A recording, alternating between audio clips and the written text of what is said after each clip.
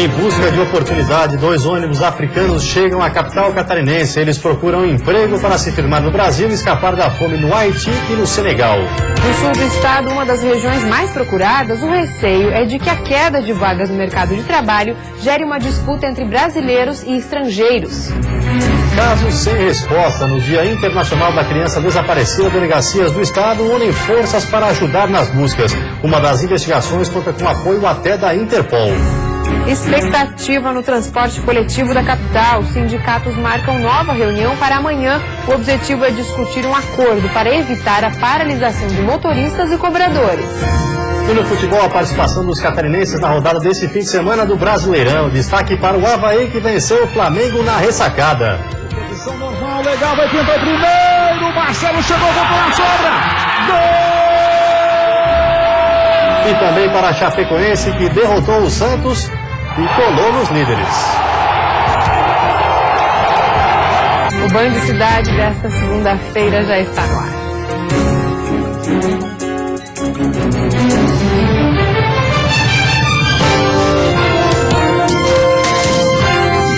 Olá, boa noite. 2 ônibus com 43 imigrantes haitianos e senegaleses chegaram a Florianópolis na madrugada desta segunda-feira. Eles saíram do Acre no final da semana passada em busca de oportunidades de emprego. Os 18 haitianos e os 25 senegaleses foram acolhidos em um ginásio na parte continental de Florianópolis. Diversas instituições como igrejas e associações de moradores se mobilizaram e conseguiram lençóis e roupas. A prefeitura também organizou um esquema de emergência para receber estes imigrantes. Hoje cedo nós começamos a questão de vacinação deles e agora estamos iniciando a entrevista individual para que a gente consiga ter uma noção de grau de escolaridade, qual é a procura de emprego deles, qual a cidade que eles estão procurando ficar aqui no Brasil. A política adotada por Santa Catarina será de acolhimento e encaminhamento dos imigrantes. O governador Colombo já entrou no circuito para dialogar com o governo Tião Viana do Acre para que nós pudéssemos receber essas pessoas, mas de forma digna, né? O estado de Santa Catarina é um estado de imigrantes, nós somos quem somos porque acolhemos os imigrantes, mas nós queremos acolher os imigrantes e não ser um local de despejo de pessoas, como de fato aconteceu, né? Entre os haitianos que chegaram à capital, alguns já afirmaram que pretendem seguir para outras cidades onde possuem parentes e conhecidos, como Criciúma, no sul do estado, e Concórdia, no oeste. Já entre os senegaleses, a maioria disse que prefere seguir para cidades gaúchas, como Porto Alegre e Passo Fundo. Este haitiano é o único que fala português entre eles e é o presidente da associação destes imigrantes. Ele afirma que apenas uma minoria deve ficar pela capital do estado. Um número bem mínimo assim que vão ficar aqui na ilha. A maioria vão pelo sul do Brasil e por outro município, como a Vitória, Laguna e Itajaí, eles têm parente para lá. Os haitianos saíram do estado do Acre na última quinta-feira e viajaram 4.000 quilômetros de ônibus até a capital de Santa Catarina. As regiões do oeste e sul do estado são as que mais concentram imigrantes por conta da produção agrícola e da indústria de cerâmica. 8 veículos devem sair do Acre até o final deste mês. A intenção da maioria era se estabelecer em São Paulo, mas na semana passada houve uma suspensão do acordo que permitia o envio de imigrantes para lá. E a opção mais viável se tornou o sul do país. 2 anos após um forte terremoto que atingiu seu país de origem, os haitianos procuram no Brasil melhores condições de vida. E como vimos na reportagem, uma das regiões que mais concentram africanos é o sul do estado. A preocupação atualmente é com a diminuição de vagas no mercado de trabalho, o que pode acabar gerando uma disputa entre brasileiros e estrangeiros. Jaqueline está no Brasil há 2 anos. Ele morava no Mato Grosso do Sul e até já arranha algumas palavras em português. Há pouco mais de um mês morando em Criciúma, ele conseguiu emprego na companhia que recolhe o lixo da cidade. Fator determinante para a permanência dele no sul do Brasil. Toda a gente sempre procura onde a vida sai mais bom. E aqui é melhor que o Haiti? É melhor. A Prefeitura de Criciúma estima que todas as semanas pelo menos 15 estrangeiros cheguem ao município. O número já foi muito maior. Mesmo assim, a situação de Jaqueline não é mais tão comum. Houve uma queda grande na demanda de empregos na região, o que começa a preocupar. Antes as empresas ligavam e diziam, a gente está precisando de 5, 6, 7, né? A gente chegou a encaminhar até 15 para trabalho. Mas hoje a gente assim, eu estou precisando de uma vaga, no máximo não passa de 1 a 2 vagas para trabalho. 3 casas foram alugadas pela Prefeitura de Criciúma para auxiliar na chegada dos estrangeiros. A maioria ainda é de africanos, com algumas mudanças se comparado ao início da migração, há cerca de 1 ano. Somente na casa de passagem de Criciúma são 23 vagas. Hoje todas elas estão preenchidas, mas houve uma mudança no perfil dos estrangeiros. Se antes eles vinham de Gana, agora o país de origem é Togo, também na África. Em francês, língua predominante no país, Equier, de 31 anos, explica que são as guerras e as dificuldades que as famílias enfrentam em Togo que fazem com que eles migrem para o Brasil, em busca de mais qualidade de vida. O comerciante largou tudo para tentar a sorte em outro continente. Mas do último grupo de Togo, que chegou há cerca de 1 mês, quase ninguém arrumou emprego. Porém, de acordo com a secretária de Assistência Social do município, o baixo número de vagas pode dificultar para os brasileiros conseguirem uma oportunidade no mercado de trabalho e não para os estrangeiros. O imigrante, como ele precisa muito daquele emprego, ele simplesmente vai fazer tudo.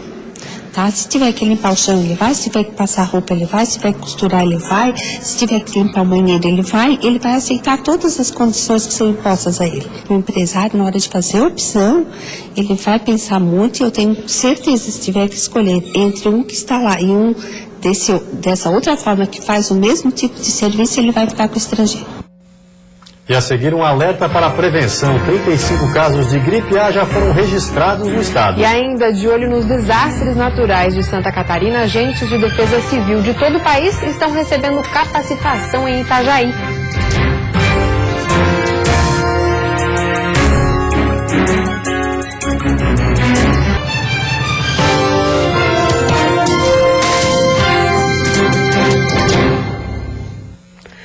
Hoje, 25 de maio, é o Dia Internacional da Criança Desaparecida. Em Santa Catarina, são dezenas de casos sem solução.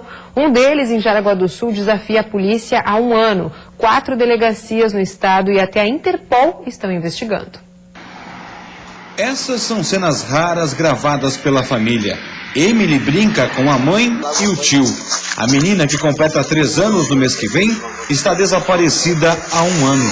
Joga beijo. Joga beijo. Que coisa linda. Separados, os pais da menina dividiam a guarda através de um acordo verbal. Alexandre Anacleto não aparece nessas imagens. Ele sumiu com a menina por cerca de 20 dias. Depois do episódio, passou a ver a filha só em visitas assistidas. E foi numa delas que ele voltou a raptar a menina. Cena que Josenilda não consegue tirar da memória. Fiquei meia hora acompanhando a visita dele, né? Meia hora depois eu falei, vou fazer mamar dela porque ela tinha acabado de acordar e ela não era acostumada já a acordar e mamar, né? Simplesmente na hora que eu entrei na cozinha, que eu olhei na janela, pegou a menina no meio, jogou no banco da frente, não colocou cinto nem nada, saiu queimando o pneu.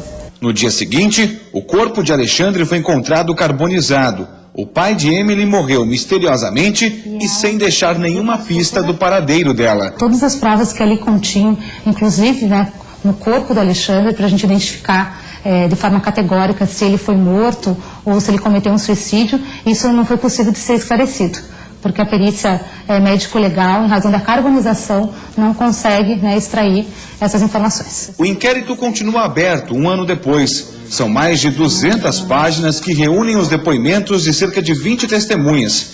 Aparelhos celulares de familiares foram confiscados. A DIC de Jaraguá do Sul, a DEIC de Florianópolis e a Delegacia de Desaparecidos reforçam a investigação. A falta de pistas que possam levar a novos desdobramentos da investigação levantam a suspeita de que a menina Emily esteja fora do país. Um relatório foi encaminhado à Polícia Federal. Os dados foram cadastrados no sistema da Interpol. E todos os fatos envolvendo a identificação e dados da criança foi para a Interpol, no alerta amarelo, para países da América Latina, que se essa criança foi para esse outro país, esses países vão nos comunicar. Uma outra suspeita é que a identidade de Emily tenha sido trocada.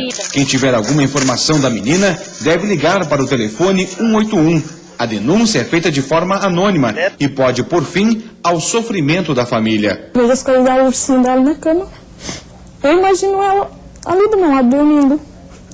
Como eu chego até a sonhar com ela direto, né? Eu estou em pé voltando para casa, mas nunca chego, não tem fim. Santa Catarina está entre os estados brasileiros mais atingidos pelos desastres naturais nos últimos anos. De hoje até quinta-feira, Itajaí cedia capacitação para agentes da Defesa Civil de todo o país. Ciclones, enchentes, tornados. Cenas como estas são mais comuns do que podemos imaginar.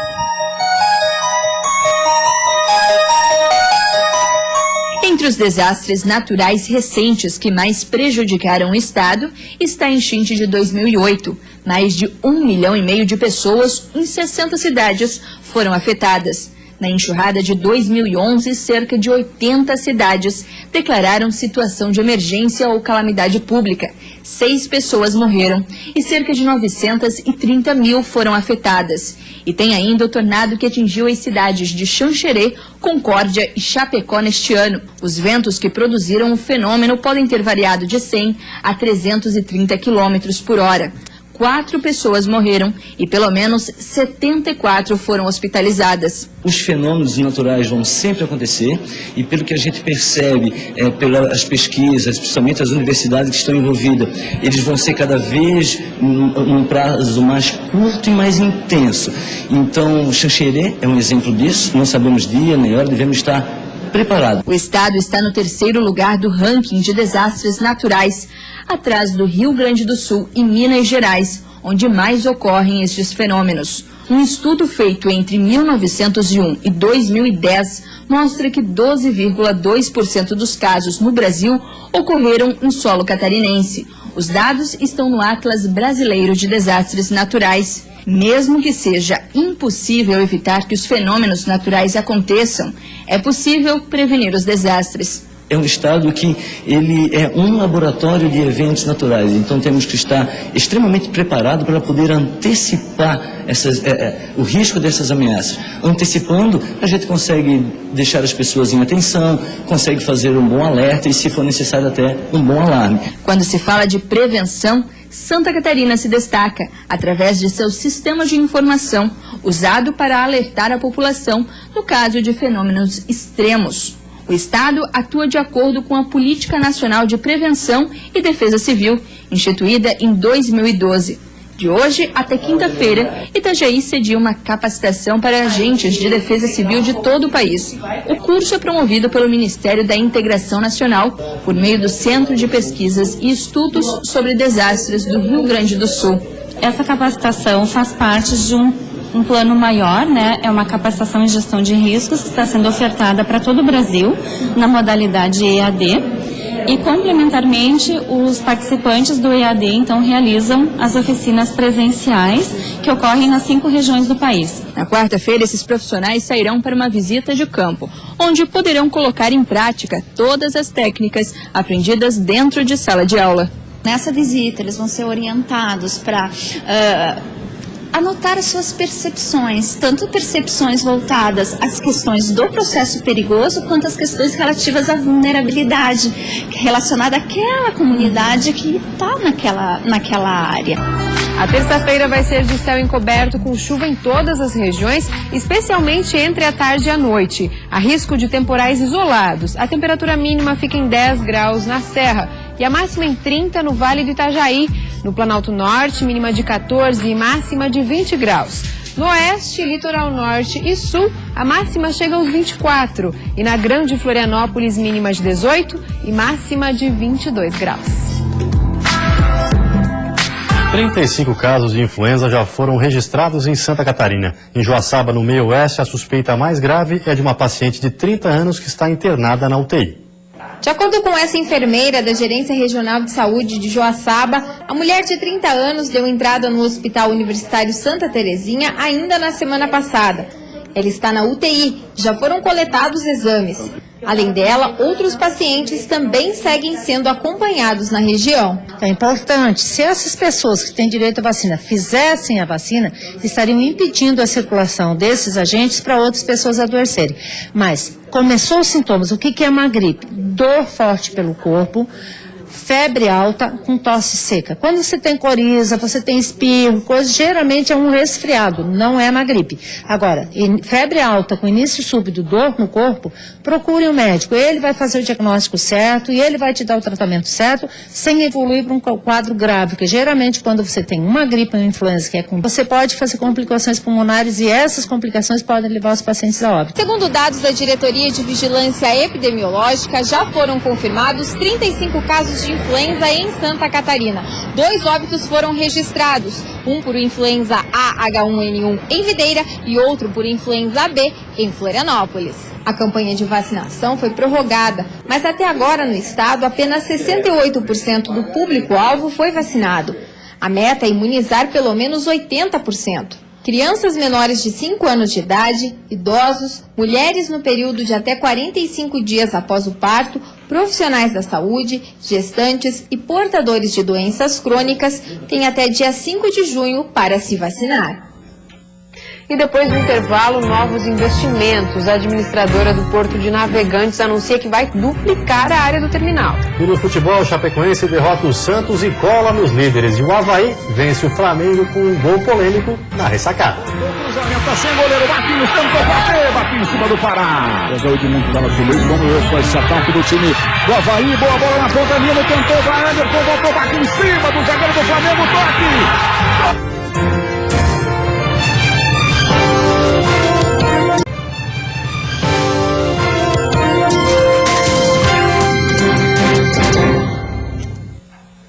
O Porto de Navegantes será ampliado. A portonave que administra o terminal anunciou que vai duplicar a área. O anúncio aconteceu durante o 16º Fórum Anual de Portos no Rio de Janeiro. O superintendente da portonave, Osmari de Castilho Ribas, garantiu que até setembro o Porto de Navegantes terá a capacidade de armazenamento de contêineres duplicada. Passará de 15 para 30 mil unidades. O grande destaque do terminal são as cargas congeladas, que representam cerca de 50% da movimentação. O Porto de Navegantes, primeiro privado do Brasil, tem o maior movimento de contêineres do estado e o segundo do país. As obras de revitalização do terminal rodoviário de Florianópolis estão perto do fim. A expectativa é que o local fique pronto até o fim do ano. Os trabalhos estão dentro do cronograma. A reforma no terminal rodoviário Rita Maria iniciou no ano passado e agora entra nas últimas etapas de revitalização. A primeira fase da obra foi a recuperação da estrutura e da cobertura e custou R$ 6.800.000. A segunda etapa, a fase atual do projeto, inclui a pintura interna e a troca do piso e estão sendo investidos mais de R$ 2.400.000. Em paralelo aos trabalhos, a última etapa da obra também vem sendo adiantada. A pavimentação do pátio e o estacionamento, além do cercamento do local, já estão com 30% dos trabalhos em andamento. O custo desta última fase será de R$ 1.700.000 e o custo total da obra chega a R$ 10.900.000. A obra vai beneficiar milhares de passageiros que embarcam e desembarcam no terminal. O local é uma das portas de entrada dos turistas à capital catarinense. E agora o futebol pela Série A do Campeonato Brasileiro, um sábado de derrotas e um domingo de vitórias para os times catarinenses. Veja como foi. Na Arena Grêmio, um jogo de baixo índice técnico. O Figueirense teve poucas chances reais de gols e mesmo assim não soube aproveitar. E numa falha da zaga alvinegra, Brian Rodrigues fez o gol do time gaúcho aos 33 minutos do segundo tempo. E se não fossem as boas defesas do goleiro Alex Muralha, o placar poderia ter sido maior. O Figueirense ficou na penúltima posição com apenas um ponto. Nós temos um objetivo, falta 35 jogos, né?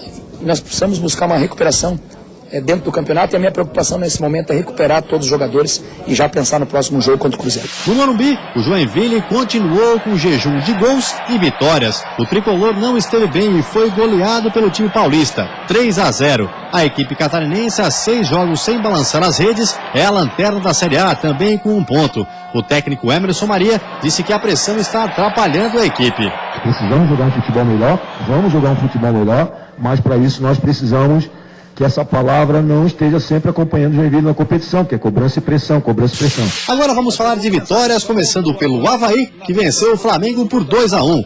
E o grande nome do jogo foi Hugo, que atuou pela primeira vez na ressacada com a camisa do Leão. No primeiro, ele aproveitou uma confusão na área, chutou cruzado, sem chances para o goleiro Paulo Vitor. Gol!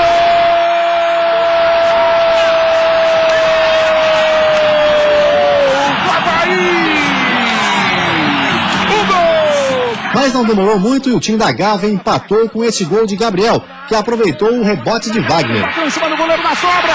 Gol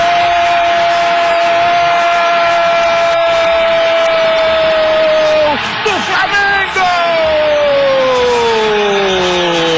Gabriel, camisa 17, empata o jogo. O Avaí não se acomodou. Hugo marcou o segundo depois de um lance em que a bola havia saído, mas o juiz não viu e validou a jogada. O Leão é o 9º colocado com 4 pontos. Hugo de novo! Hugo faz o segundo do Avaí, segundo dele no jogo. Uma vitória dessa do jeito que foi, com raça e com técnica também, nós não só defendemos, a gente jogou. Isso aí dá confiança para os jogadores para a próxima partida. A Chapecoense provou mais uma vez que é muito forte jogando na Arena Condá e venceu o Santos por 1-0. E foi um golaço de Apodi aos 20 minutos da etapa inicial. Ele recebeu um lançamento na ponta direita, cortou para o meio e bateu forte de perna esquerda. Robinho teve a chance de empatar, mas o goleiro Danilo fez uma grande defesa. O Verdão do Oeste, melhor catarinense na Série A, é o 6º colocado com 6 pontos. E a seguir, nova reunião define os rumos do impasse no transporte coletivo da capital. E ainda 2 meses de greve no magistério. Agora uma decisão judicial impõe algumas restrições aos professores grevistas. É um instante só, a gente já volta.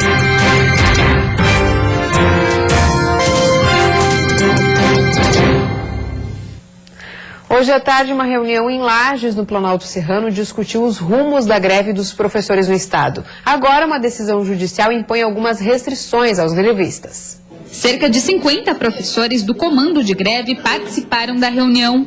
Eles discutiram as estratégias do movimento para os próximos dias e fizeram uma avaliação da decisão judicial que impede os grevistas de se manifestarem a menos de 200 metros de prédios públicos. O sindicato ainda não foi notificado dessa decisão. Nós precisamos também debater quais são os próximos encaminhamentos com relação a essa questão dessa decisão. Além disso, o governo do estado também respondeu ao nosso ofício, depois da Assembleia do dia 15, que nós enviamos para ele. Ele respondeu o ofício dizendo que as negociações elas iniciarão após a suspensão do movimento. E é essa discussão também nós vamos hoje aqui fazer no comando. Enquanto o sindicato da categoria não é notificado oficialmente, alguns professores continuam ocupando parte da Assembleia Legislativa do Estado. Já nas escolas estaduais, que estão com paralisações, os professores admitidos em caráter temporário devem começar a trabalhar ainda nesta semana, conforme medida da Secretaria de Educação.